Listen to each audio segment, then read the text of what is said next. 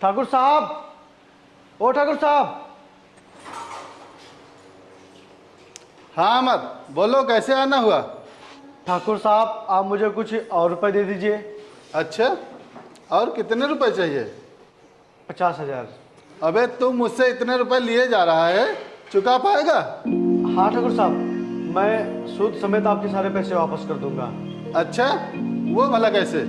जब मेरी पत्नी आईएएस बन जाएगी तब मैं आपके सारे पैसे वापस कर दूंगा।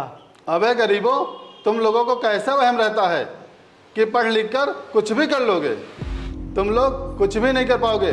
तुम लोग केवल हमारी गुलामी के लिए बने हो।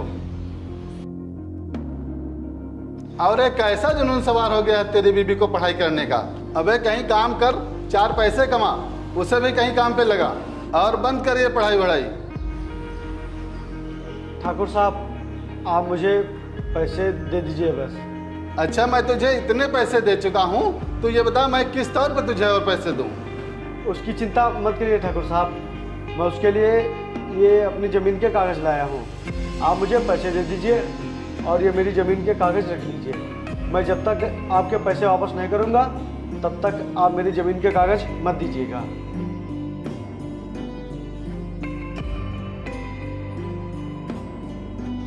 ठीक है, जैसी तेरी मर्जी।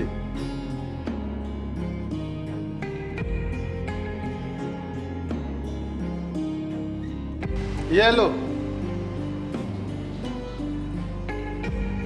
धन्यवाद ठाकुर साहब।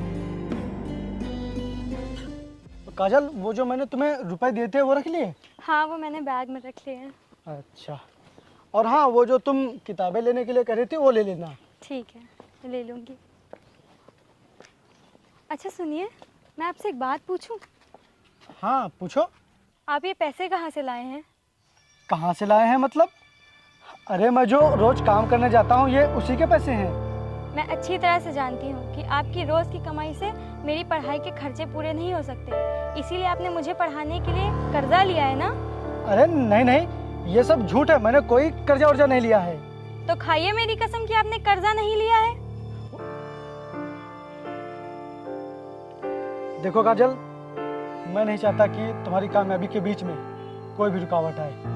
अगर तुम्हारी कामयाबी के लिए मुझे अपने आप को गिरवी रखना पड़े या मुझे अपनी जान भी देनी पड़े तो भी मैं पीछे नहीं हटूंगा। चुप रहिए जी, खबरदार, अगर ऐसा बोला तो मैं पढ़ाई छोड़ दूंगी और कभी ऐसा वक्त ही नहीं आएगा कि आपको ऐसा कुछ करना पड़ेगा। और आप परेशान मत होइए, ये सारी मुसीबतें बस कुछ ही दिनों के लिए हैं, क्योंकि जब मैं आईएएस बन जाऊंगी तो ये सब मुसीबतें दूर हो जाएंगी और आपने जिस से भी कर्ज लिया है वो सब मैं चुका दूंगी। चलो चलते हैं।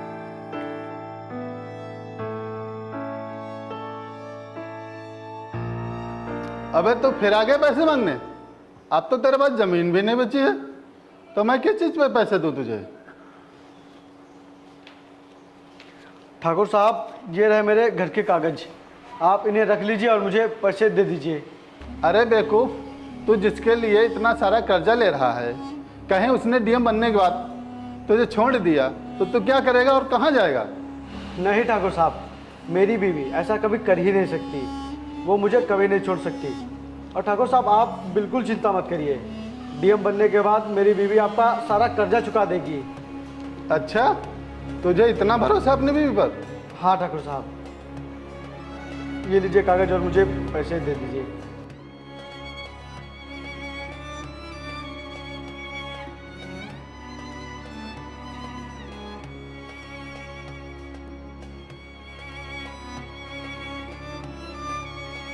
चलिए जी।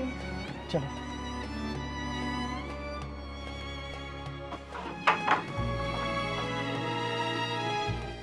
काजल, ये लो, खाना खा लो, बाद में पढ़ाई करना। नहीं नहीं, आप खा लीजिए, मैं बाद में खा लूँगी।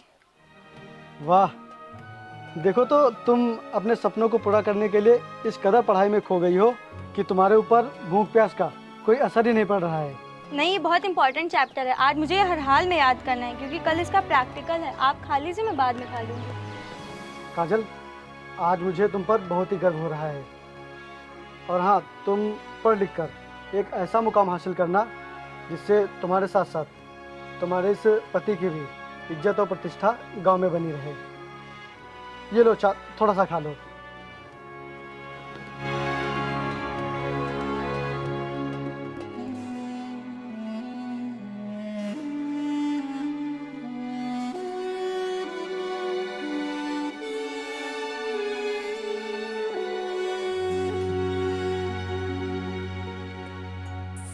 अरे काजल, आ गई तुम?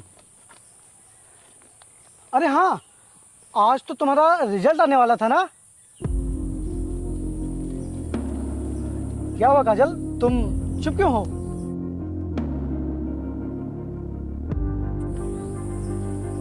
क्या हुआ काजल, तुम चुप क्यों हो? क्या तुम पास नहीं हुए क्या? नहीं जी, मैं पास हो गई हूँ।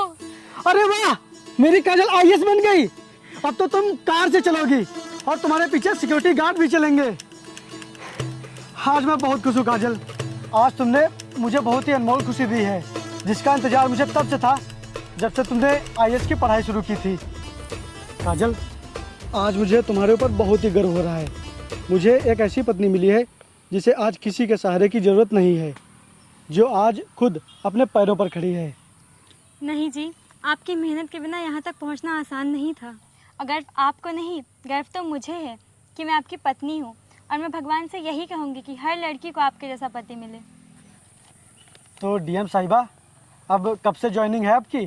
बस अगले महीने से।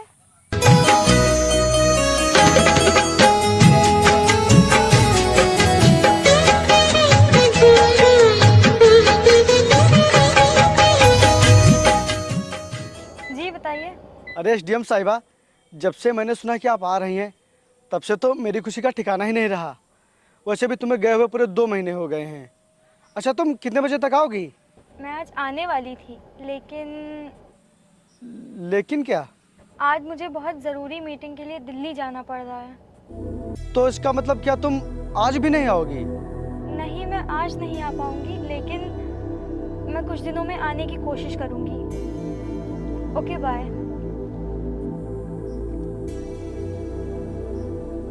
अब की आने दो इसे। अब की मैं इसे पूरे 1 महीने तक जाने नहीं दूंगा।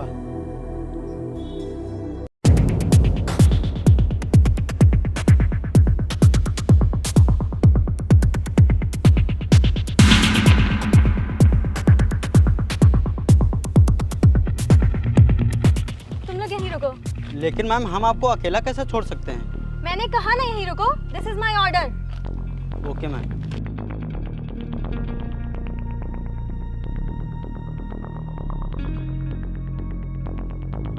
आ गई तुम? हाँ, बताओ कहाँ साइन करना है?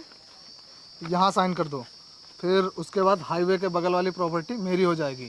फिर मैं उस पर कंपनी बनवा सकूंगा।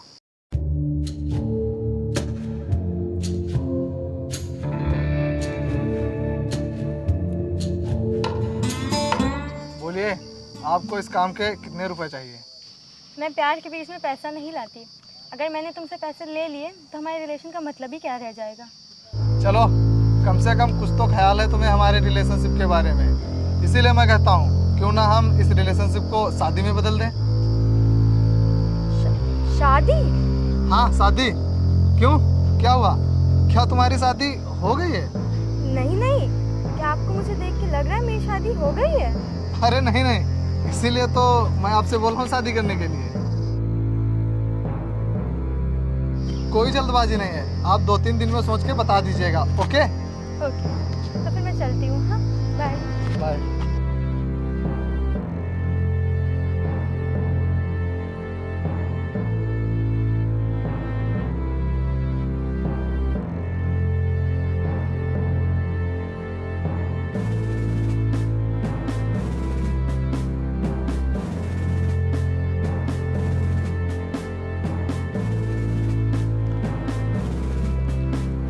काजल, आ गई तुम?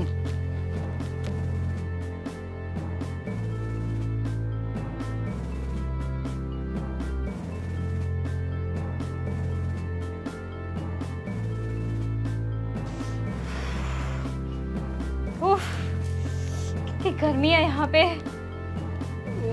मैं पानी लेकर आता हूँ तुम्हारे लिए।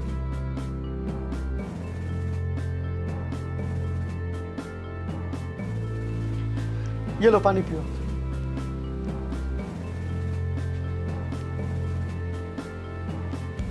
इतने दिनों बाद घर आई हूँ, ढंग से ठंडा पानी भी नहीं पिला सकते?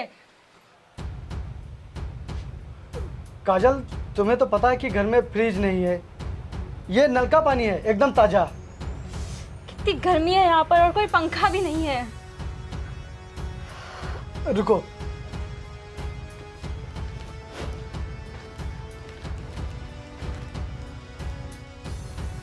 अच्छा क्या काजल जो तुम आ गई, और हाँ अब मैं तुम्हें पूरे 1 महीने तक जाने नहीं दूंगा। 1 महीना?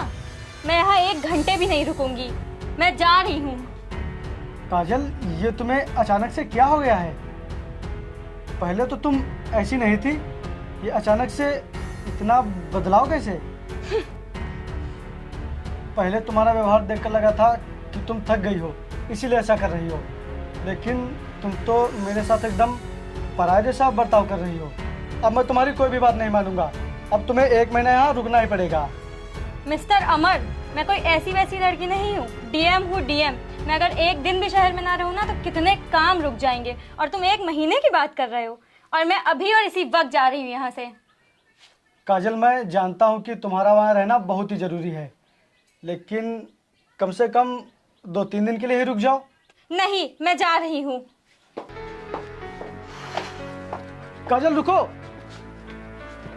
काजल रुको ना, कम से कम आज के लिए ही रुक जाओ। रुको ना काजल, मेरी चल भाई।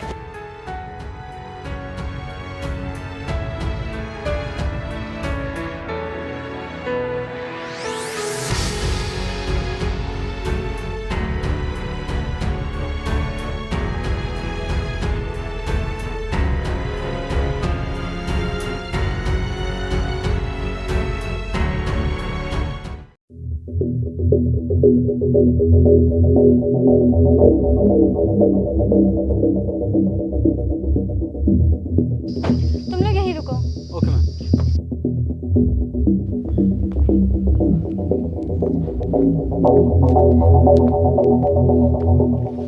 क्या हुआ, तुमने मुझे इतना अर्जेंट क्यों बुलाया? मैंने तुम्हें यहाँ इसलिए बुलाया है क्योंकि अब हमारा इस तरह से मिलना सही नहीं है, क्योंकि अगर ये बात किसी को पता चल गई या कहीं मीडिया में लीक हो गई तो बहुत बड़ा बखेड़ा खड़ा हो जाएगा। इसीलिए तो मैं कहता हूँ क्यों ना हम दोनों लोग शादी कर लेते हैं। तुम मुझे अपनी फैमिली से मिलवा देना और मैं तुम्हें अपनी फैमिली से मिलवा दूंगा। मेरी कोई फैमिली ही नहीं है, मैं एकदम अकेली हूँ। अरे कोई ना कोई तो होगा जिसने तुम्हें यहाँ तक पहुँचाया। मेरा कोई नहीं है, मैं यहाँ तक अपने दम पर पहुँची हूँ।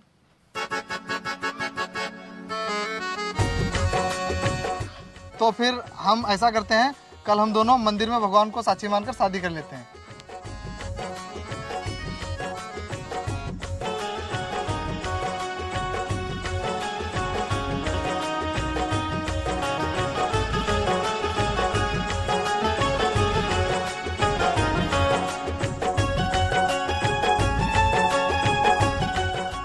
ठाकुर साहब मुझे माफ़ कर दीजिए। ठाकुर साहब घर से मत क्या लिए मुझे, मैं आपका सारा कर्जा चुका दूंगा। बंद कर अपनी बकवास। तूने जितना समय मांगा था उससे ज़्यादा हो गया है। अब तेरे घर और ज़मीन पर मेरा कब्जा है। चल निकल यहाँ से। ठाकुर साहब मेरी बीवी घर आई थी, लेकिन वो यहाँ रुकी नहीं और उससे मेरी बात भी नहीं हो पा रही है। आप मुझे थोड़ा समय और दे दीजिए, मैं उसके पास जाऊँगा और उससे पैसे लेकर आपको दे दूँगा। ये बहाने किसी और को बताना। अब तेरी बीवी डीएम बन गई है, अब वो यहाँ कभी नहीं आएगी। और मैंने कहा था ना तुझसे कि वो तुझे छोड़कर चली जाएगी। हो गई ना मेरी बात सच? फोन तो छोड़, अब वो तुझे देखने भी नहीं आएगी यहाँ। चल अपना सामान उठा, निकल यहाँ से। ठाकुर साहब ऐसा मत कीजिए, मैं कहाँ जाऊँगा, कहाँ रहूँगा? मुझे घर से मत निकालिए। चल निकल।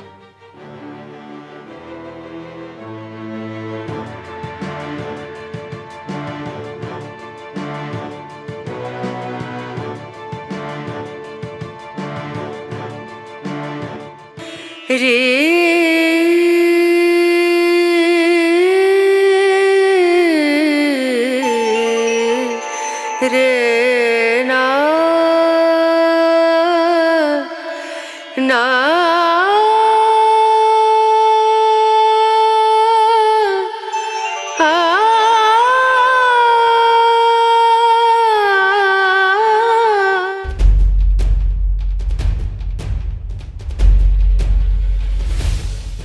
प्लीज़ मुझे माफ़ कर दीजिए, प्लीज़ प्लीज़ मुझे माफ़ कर दीजिए। काजल तुम उठो,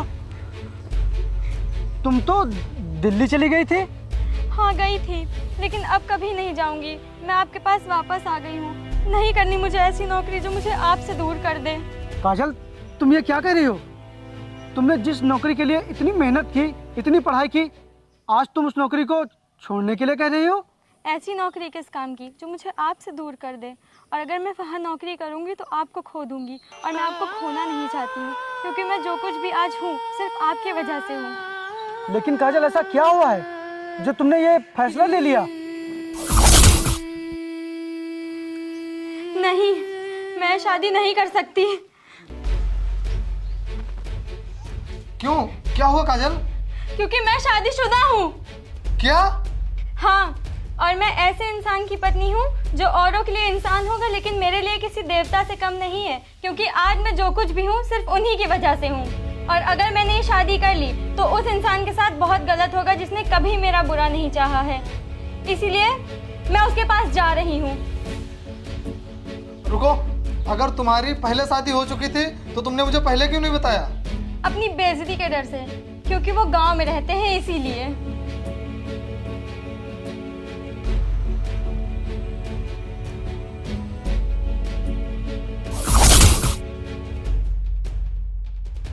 मुझे माफ़ कर दो अमर, मैं मोह माया में भटक गई थी और मुझे उस दिन का बहुत अफसोस है कि मैं इतने दिनों बाद आई और आपसे सही से बात भी नहीं करी,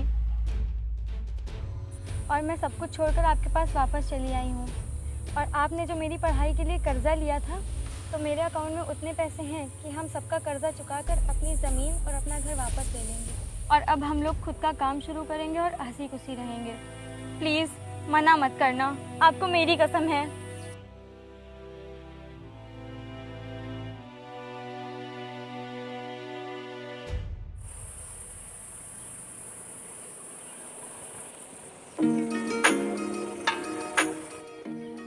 चलिए अब घर चलते हैं।